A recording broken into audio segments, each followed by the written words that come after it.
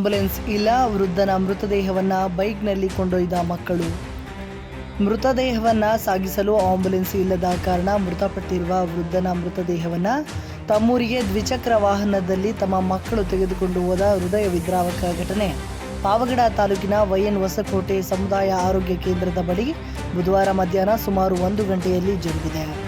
ವಯೋಸಹಜ ಕಾಯಿಲೆಯಿಂದ ದಡವಾಯಿಹಳ್ಳಿ ಗ್ರಾಮಕ್ಕೆ ಸೇರಿದ ಗುಡುವುಲ ಹೊನ್ನೂರಪ್ಪ ಎನ್ನುವ 80 ವರ್ಷದ ವೃದ್ಧ ವೈಎನ್ ಹೊಸಕೋಟೆ ಸಮುದಾಯ ಆರೋಗ್ಯ ಕೇಂದ್ರದಲ್ಲಿ ಮೃತಪಟ್ಟಿದ್ದು, ಮೃತಪಟ್ಟಿರುವಂತಹ ಹೊನ್ನೂರಪ್ಪ ಅವರ ಶವವನ್ನು ಸಾಗಿಸಲು ಆಂಬ್ಯುಲೆನ್ಸ್ ಇಲ್ಲದ ಕಾರಣ ದ್ವಿಚಕ್ರ ವಾಹನದಲ್ಲಿಯೇ ಹೊನ್ನೂರಪ್ಪ ಅವರ ಹಿರಿಯ ಪುತ್ರ ಚಂದ್ರಣ್ಣ ಮತ್ತು ಕಿರಿಯ ಪುತ್ರ ಗೋಪಾಲಪ್ಪ ತಮ್ಮೂರಿಗೆ ತೆಗೆದುಕೊಂಡು ಹೋಗಿದ್ದಾರೆ. ಪಾವಗಡ ತಾಲೂಕು ಎಷ್ಟೇ ಹಿಂದುಳಿದರೂ ಇಂತಹ ಹೃದಯ ವಿದ್ರಾವಕ ಘಟನೆಗಳು ಮತ್ತೆ ಮತ್ತೆ ಮರುಕಳಿಸುತ್ತಿರುವುದು ಒಂದು ರೀತಿ ಆಡಳಿತ ವರ್ಗದ ನಿರ್ಲಕ್ಷ್ಯಕ್ಕೆ ಹಿಡಿದ ಕೈಗನ್ನಡಿಯಾಗಿದೆ.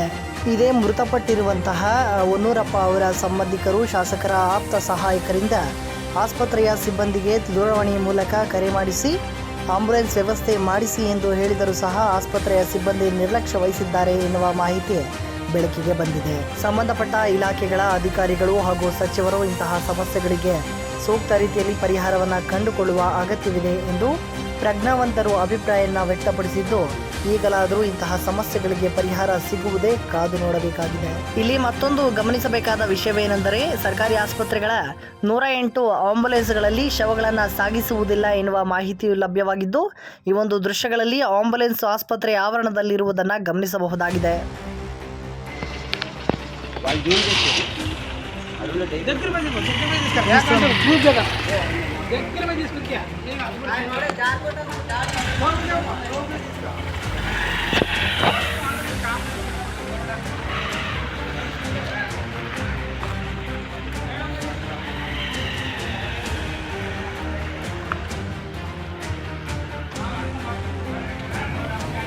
ಇದಾಗಿತ್ತು ಈ ಕ್ಷಣದ ಪಾವಗಡ ಪವರ್ ನ್ಯೂಸ್ನ ಸಂಚಿಕೆ. ಹಿರಿಯ ಸಂಪಾದಕರಾದ ಸತ್ಯ ಲೋಕೇಶ್ ಅವರ ಜೊತೆ ಅನಿಲ್ ಮಹಾದೇವ್, ಪಾವಗಡ ಪವರ್ ನ್ಯೂಸ್.